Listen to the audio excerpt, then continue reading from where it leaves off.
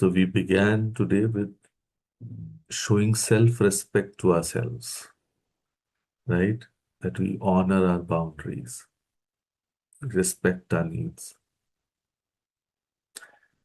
So taking it further, just think about the last family gathering all of you attended, or the last office meeting, or the last time you were in a group of friends deciding where to eat. And then ask yourself, how many times did you have something to say but didn't? Or how many times did you laugh along when you actually disagreed?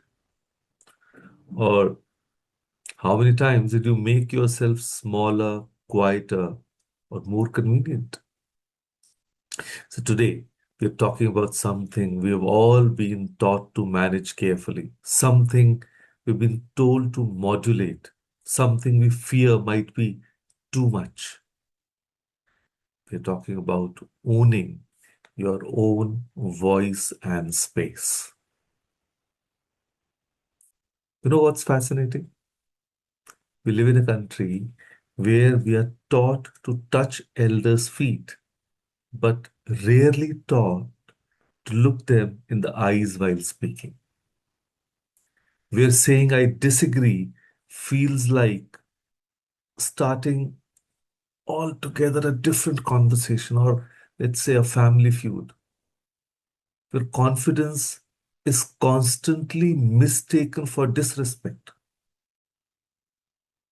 Imagine you're at a family function and your aunt asks, Beta, still not married? What are you waiting for? And you smile politely. You deflect. Maybe you joke. But what you really want to say, that stays locked inside because speaking your truth feels like lighting a firecracker in a quiet room. Or imagine you are in a meeting at work. Your manager presents an idea that is an obvious flaw. Everyone nods. You see it clearly, but you think, maybe I'm missing something. Let me not look stupid. And you stay silent. The project fails in 3 months later, exactly the way you predicted. So, this is what happens when we whisper in rooms where our power deserves to be heard. So, here's the uncomfortable truth: speaking confidently isn't arrogance, it is self respect. Every time you swallow your opinion to keep the peace, you're not being polite. You're teaching the world that your thoughts don't matter. Every time you let someone talk over you without pushing back, you're not being accommodating. You're accepting invisibility as your default setting. And that's not a nice space to be in. And let's talk about what really happens in our culture. When a man speaks assertively in a meeting, he's a leader. When a woman does the same, suddenly there are whispers about her being aggressive or difficult. You've normalized this so much that women often police themselves before anyone else does. But here's what we forget: when women speak, generations heal. That daughter watching her mother negotiate her salary, she's learning her worth. That son seeing his mother stand up to a dismissive relative, he's learning what respect actually looks like. So, taking space emotionally, intellectually, socially isn't selfishness, it's oxygen. And you can't pour from an empty cup, as they say. So, though honestly, we've been trying to for far too long. Let me get specific because this happens everywhere. In relationships, your partner makes plans without asking you. Again, you're annoyed, but you tell yourself, it's just dinner. Why make it a big deal? But it's never just dinner, is it? It's the pattern. It's the assumption that your time is more flexible, your preference is less important. Owning your voice means saying, I need to be part of these decisions, even if it creates temporary discomfort. Or in the family WhatsApp group, someone forwards that obviously fake news or make a comment that doesn't sit right with you. Maybe something casually sexist or discriminatory. You could correct it, you could speak up, but you've seen what happens when someone does.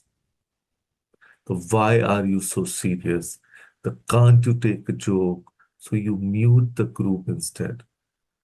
But silence isn't neutrality, it's acceptance by default. In the network, you finish the project, your colleague presents it and barely mentions your name. You tell yourself it doesn't matter. Team effort and all, but it does matter. Your visibility matters. Your credit matters, not because you're hungry for glory, but because recognition is how you open doors for yourself and those who will come after you. And in friendships, everyone's planning a trip. You can't afford it or don't want to go, but you are worried about FOMO or being judged. So you either go and stress about money or lie about why you can't. What if we just said, that doesn't work for me right now? What if we stopped shrinking our truth to fit other people's expectations? Is something nobody tells you. You don't need permission to take up space. You were born with it. You just forgot because the world kept asking you to be smaller, quieter, easier to digest. So stop apologizing for having standards. Stop prefacing your opinions with, I might be wrong, but stop ending statements with question marks to make them more palatable. I think we should consider other options. No, I think we should consider other options, isn't it? That's please stop carrying the emotional burden of everyone's comfort while sacrificing your own. You're not responsible for protecting people from your truth. If your honesty makes someone uncomfortable, that's data, not a reason to retreat. And your voice isn't meant to be an apology, it's meant to be an announcement. You know what happens when you start owning your voice and space? People notice. Some will love it, some won't. And that's perfect because you're not here to be loved by everyone. You're here to live fully as yourself. The people who matter will adjust, and the spaces that are meant for you will make room, and the parts of you that have been folded up for years, and they'll finally stretch out and breathe. So, your voice, with all its cracks, pauses, and imperfections, is the exact voice someone else needs to hear to find theirs. So I would say that would be your homework for today. Your commitment to yourself. The truth I need to speak more often is, and complete the sentence for yourself. I repeat, the truth I need to speak more often is, and it's the blank. Take a moment right now.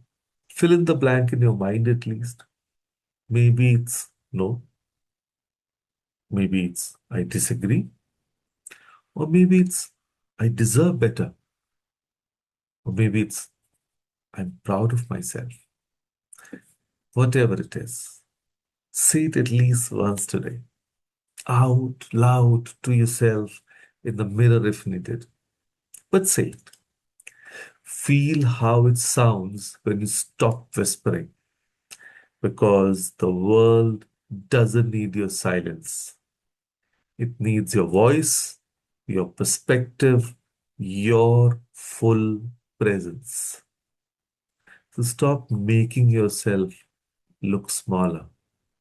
Yes, start taking up space. I would say start today. So, with that thought, thank you. Thank you, everyone, for joining us today. Thank you.